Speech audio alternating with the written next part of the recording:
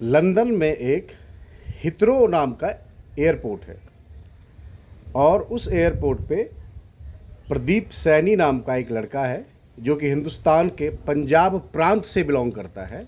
वहाँ पे वो एक टैक्सी ड्राइवर है और पिछले 26 सालों से उसका एक सवाल उसका आज तक पीछा नहीं छोड़ा है कि तुम कैसे आखिरकार बच गए। और ये सवाल हमें लग रहा है कि शायद ही इंग्लैंड में हो या हिंदुस्तान में हो या पूरे दुनिया के किसी भी प्रांत का लोग हो, जो कारनामा प्रदीप सैनी और उसका भाई अजय सैनी ने करके दिखाया है, वो शायद ही कोई उससे वाकिफ ना हो। तो वही सवाल उससे बार बार पूछा जा रहा है कि तुम कैसे बच गए या तुमने ये कारनामा कैसे करा। दूसरी ओर जो इंग्लैंड के कोर्ट हैं, कचहरी हैं, प्रशासनिक डिपार्टमेंट है, एडमिनिस्ट्रेटिव डिपार्टमेंट है या वहाँ के जो जज हैं, सब हैरान रह गए कि इस प्रकार का कारनामा ये बंदा ने कैसे कर दिखाया। और उस बंदे की इसी कारनामा को पूरे दुनिया आज के डेट में लोहा मानती है कि कैसे आखिरकार एक इंसान ने ऐसा कारनामा कर दिखाया है। नमस्कार, आदाब, सत श्री अकाल। मैं रोशन कुमार झा आज आप लोगों को बहुत ही एक रोचक और हैरत अंगेज कहानी लेके आया हुआ हूँ।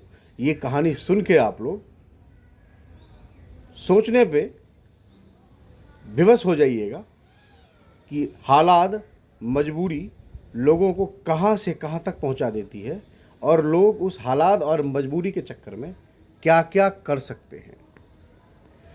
आज की जो कहानी है ये कहानी दो सगे भाइयों की है। इसमें जो बड़ा भाई होता है उसका नाम होता है प्रदीप सैनी और जो छोटा भाई होता है उसका नाम होता है अजय सैनी। प्रदीप सैनी का जो उम्र होता है वो होता है 23 ईयर्स और अजय सैनी का जो उम्र होता है वो होता है 19 ईयर्स। दोनों भाई भारत के पंजाब प्रांत से बिलोंग करते हैं। इन दोनों भाइयों से जब इंटरव्यू लिया गया तो ये दोनों बताते हैं कि इन दोनों भाइयों का नाम खालिस्तानियों से या फिर वहाँ के जो अलकायदा होते हैं या वहाँ के जो आतंकवादी संगठन होते हैं पंजाब के, वहाँ से इन लोगों का नाम जुड़ा हुआ था। वजह ये दोनों ऐसा कुछ नहीं अपने बारे में बताते हैं कि इन्होंने क्या किया जिस वजह से इनका नाम वहाँ से जुड़ा हुआ है। लेकिन जो ओवरऑल बात है वो ये है कि ऐसी ऐसी जगहों से इनका नाम जुड़ा हुआ था जिस वजह से जो भारत का प्रशासनिक व्यवस्था है, एडमिनिस्ट्रेशन डिपार्टमेंट, उसके तहत पुलिस इसका पीछा कर रहा था। ना ये घर पे रात को सही से चैन से सो पा रहा था, ना ये अच्छे से खाना खा पा रहा था।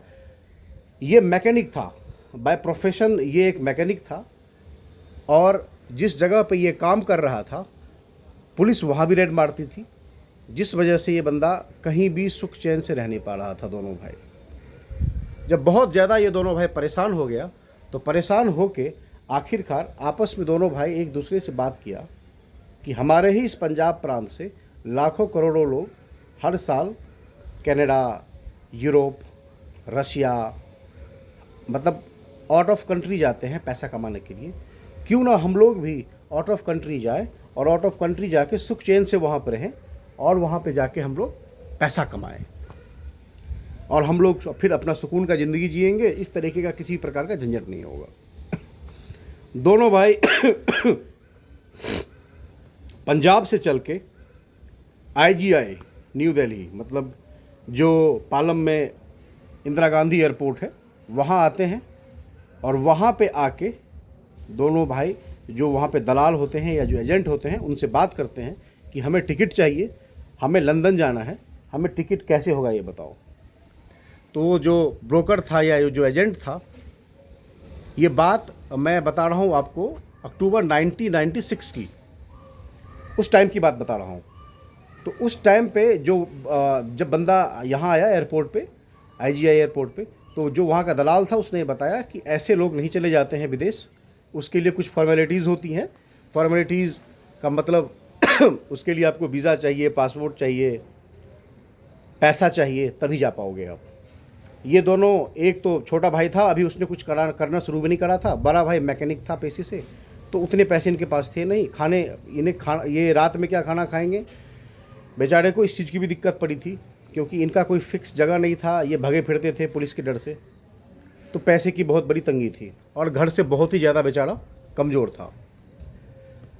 तो इन्होंने दोबारा दोनों भाइयों ने बोला चलो हम काम जो कर रहे हैं वही करेंगे अभी फ़िलहाल, और 3-4 महीने में पैसे इकट्ठा करके आके इस एजेंट को देंगे और फिर ये हमारा वीज़ा पासपोर्ट करवा देगा और हम फिर विदेश चले जाएंगे।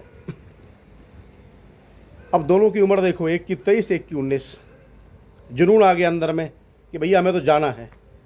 तो भाई दोनों 4 महीने पैसे कमाए और पैसे कमाने के बाद दोनों भाई पैसा इकट्ठा करके उसी एजेंट के पास गए और जाके उसको पैसा दिए।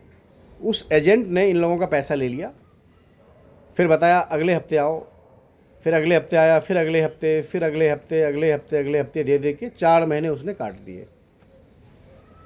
फिर दोनों भाई अच्छे से समझ गए इस चीज़ को कि वो पैसा लेके इनका जा चुका है, अब इन्हें वो पैसा नहीं मिलने वाला है। दोनों भाई काफ़ी ज़्यादा हताश, निराश कि कैसे जाएंगे हमें, और इन दोनों के एक समझो तो भूत सा चढ़ गया था कि नहीं हमें जाना ही है विदेश, चाहे जैसे जाऊं। इन दोनों ने एक दिन निर्णय लिया कि हम ज़बरदस्ती घुस जाएंगे अंदर और चले जाएंगे। तो दोनों उसी मूड से आए भी थे, लेकिन जो सिक्योरिटी गार्ड होते हैं गेट पे, वो इनको एंटर नहीं करने दिए, इन दोनों को बाहर कर दिए और एक रात इन दोनों को पुलिस के अंदर थाने में रखा भी, क्योंकि ये लोग काफ़ी वहाँ पर जोर जबरदस्ती करने लगे थे।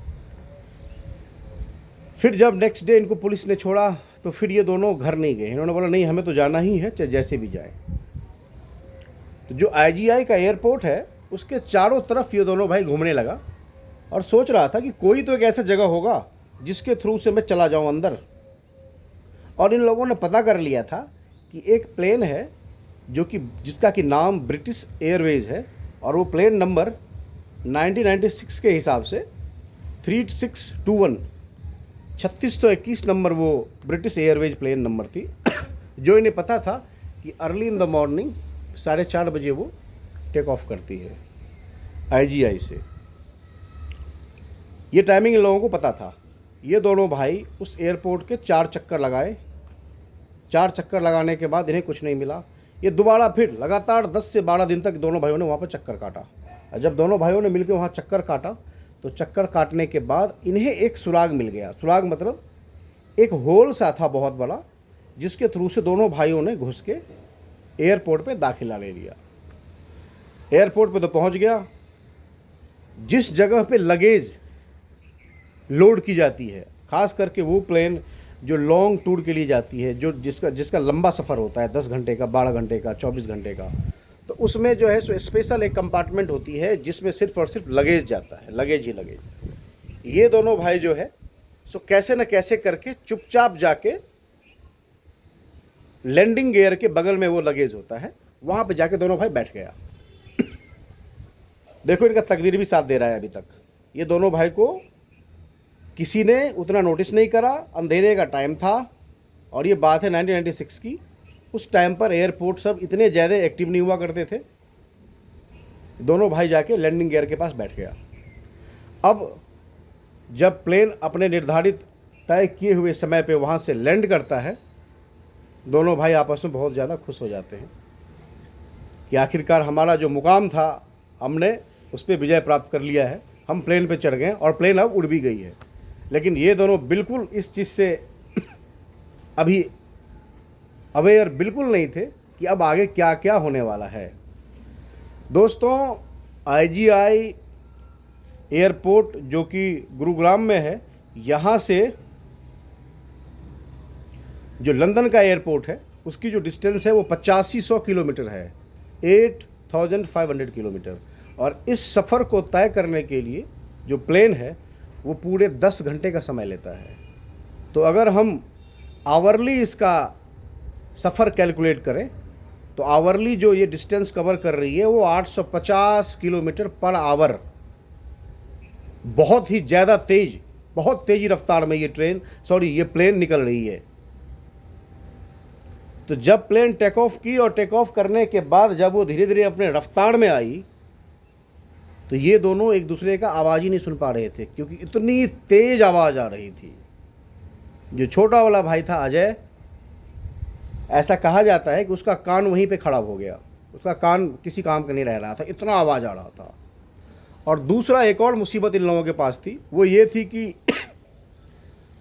प्लेन अपने हाई एल्टीट्यूड में जाती है और उसके बाद वो वहाँ से सेम रेंज में निकलती है। तो इस प्लेन का जो हायर एल्टीट्यूड मेज़रमेंट किया गया था वो था 40,000 मीटर। 40,000 मीटर कहाँ से? पृथ्वी से। अब आप सोच सकते हो कि जो अपना माउंट एवरेस्ट है वो 8,600 समथिंग मीटर है पृथ्वी से, और वो कितना ऊंचा है, वहाँ पर मुश्किल ही कोई जा पाता है। और ये उससे तकरीबन 5 गुना ज़्यादा था। 40,000 मीटर ऊपर प्लेन जाके स्टेबल होती है और फिर उसी रेंज में प्लेन निकलती है आगे की और जहाँ उसे जाना होता है। इतनी हाई एल्टीट्यूड पे ऑक्सीजन की जो लेवल होती है वो बिल्कुल ख़त्म हो जाती है, बिल्कुल ख़त्म। तो इन दोनों के साथ दो परेशानी, बहुत ही मेजर परेशानी हो गई। पहला कि ये दोनों आवाज़ नहीं सुन पा रहे थे, क्योंकि इतनी तगड़ी प्लेन की आवाज़ होती है जहाँ पे ये बैठे हुए थे लैंडिंग गियर बॉक्स के पास। और दूसरा हाई एल्टीट्यूड, जिसकी वजह से इनको ऑक्सीजन नहीं मिल पा रहा था। प्लेन ने अपना ये सफ़र 10 घंटे में तो तय कर लिया, लेकिन जो हिथरो एयरपोर्ट है लंदन के अंदर, वहीं पे इसको लैंडिंग होना था। उस जगह पे लैंडिंग होने से तकरीबन में 60 किलोमीटर पहले जो इसका छोटा वाला भाई है वो वहाँ पे गिर गया और वो मर गया। ऐसा अनुमान किया जाता है कि वो मर बहुत पहले ही गया था प्लेन के अंदर में, क्योंकि वो जिस जगह पे बैठा था वहाँ हवा भी बहुत तेज़ आती है, आवाज़ भी बहुत तेज़ था, और ठंड भी काफ़ी ज़्यादा थी, और ऑक्सीजन की भी कमी थी। तो ये सारा का सारा समस्या उसके साथ तो था ही, दोनों के साथ। जो बड़ा वाला भाई था प्रदीप सैनी, वो वहीं बेहोश हो गया था, बस उसकी सांसें चल रही थी। लैंडिंग होने के बाद जब हिथरो एयरपोर्ट पे जो वहाँ के कर्मचारी होते हैं जो कि आते हैं और लगेज निकालते हैं, उन्होंने देखा कि एक आदमी उसमें बैठा हुआ है। जब उसने देखा तो उसने हनन फनन में जो वहाँ का एडमिनिस्ट्रेशन डिपार्टमेंट होता है उसको फ़ोन करा।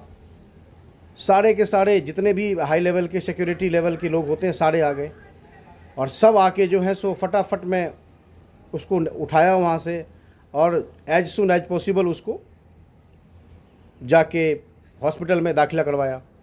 हॉस्पिटल में जाने के बाद 3 से 4 दिन उसको होश ही नहीं आया। 4 दिन के बाद जब उसको होश आया तो वो बताता है, सबसे पहला शब्द जो उसके मुंह से निकलता है, मेरा छोटा भाई कहाँ है। और जैसे कि मैंने अभी बताया था कि हिथरो एयरपोर्ट से 50 या 60 किलोमीटर पहले वो वहाँ से डंप हो गया था, गिर गया था, और गिरने के बाद मौत तो उसकी ऑलरेडी पहले ही ऊपर हो गई थी। एक लाश मिला था लंदन के पुलिस को। जब उसकी पहचान की गई तो इसने बताया कि हाँ वो मेरा ही भाई है। तो जब ये वहाँ पे उतरने के बाद जब ये हॉस्पिटल से रिलीज हुआ तो लंदन कानून के तहत, वहाँ का जो एक्ट है उसके तहत ये इलीगल है कि किसी बाहर के कंट्री से कोई बंदा किसी दूसरे कंट्री में आ रहा है, वो भी बिना वीज़ा पासपोर्ट के, उसको जेल की कार्रवाई होती है। तो फिर उसको 1996 में ही जेल हुई थी, और अभी 2014 में जाके प्रदीप सैनी वहाँ से जेल से रिलीज़ हुआ है, और बिल्कुल पाक साफ रिलीज हुआ है। और सबसे अच्छी बात यह है कि लंदन के जो कोर्ट है उसने उसको वहाँ का नागरिकता दिया है।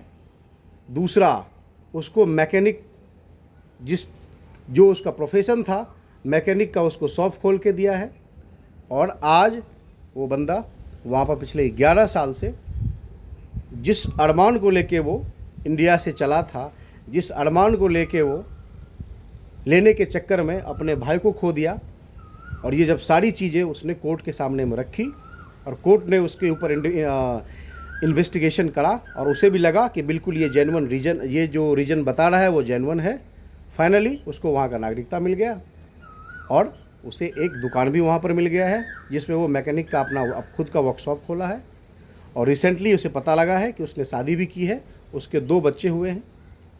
तो प्रदीप सैनी आज लंदन में अपना खुद का वर्कशॉप खोल के अच्छे से रह रहे हैं, खुश से रह रहे हैं।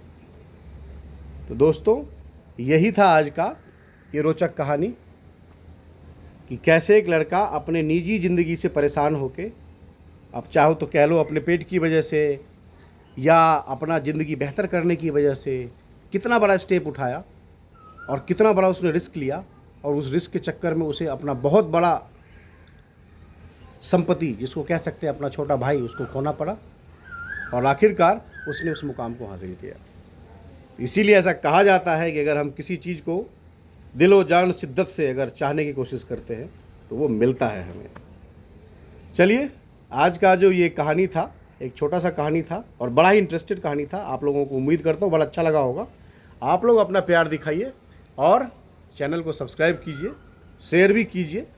दिनों दिन आप लोगों को जो इसमें त्रुटि, मेरे इस बोलने में जो आप लोगों को हो सकता है कुछ त्रुटि नज़र आ रही होगी या आप लोगों के एक्सपेक्टेशन से हट के कुछ और चाहिए, अच्छी तरीके से बोलना, वे ऑफ टॉकिंग, ये सारी चीज़ धीरे धीरे सही हो जाएगी। Everything is depend on practice. तो जब हम प्रैक्टिस करेंगे, जब हम वीडियो लाएंगे, ऑलमोस्ट हफ्ता में अभी एक आ रहा है, जब 2-2, 3-3 आने शुरू हो जाएंगे तो ये सारी की सारी त्रुटि आपको दिनों दिन कम होती दिखेंगी। चलिए, अपना आशीर्वाद बनाइए, चैनल को सब्सक्राइब कीजिए और बेल आइकन को दबाइए ताकि आपके पास हमारा जो वीडियो है वो डेली बेसिस पे आए और आप इंजॉय करें। चलिए, बाय बाय।